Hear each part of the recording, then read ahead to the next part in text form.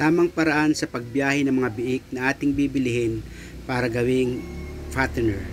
Ibiyahe ang mga biik sa oras ng makalamigan ng panahon. Halimbawa, mga madaling araw hanggang alas 9 ng umaga. O kaya, hapon ba ng alas 4 ng hapon hanggang gabi. Siguraduhin nating malinis at disinfected ang ating paglalagyan ng pagkakarga ng sasakyan sa mga biik. Hanggat maaari ay hindi ito madulas.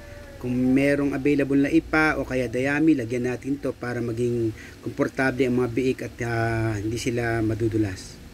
Hindi dapat nagsisiksikan at hindi rin masyadong maluwag ang gagamiting sasakyan para sa mga paglalagyan ng biik para maiwasan ang kanilang injury. Hanggat maaari, gawin nating 8 hanggang 10 ulo per partisyon. Marahan lamang ang pagpapatakbo ng sasakyan na kung may mga bako-bako sa daan upang hindi sila masyadong magkaalog-alog at maiwasan ang pag-injury at hindi sila may stress.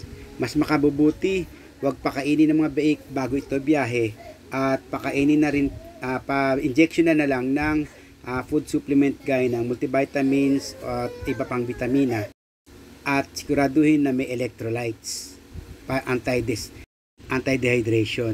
Maglagay na rin ng amoxicillin.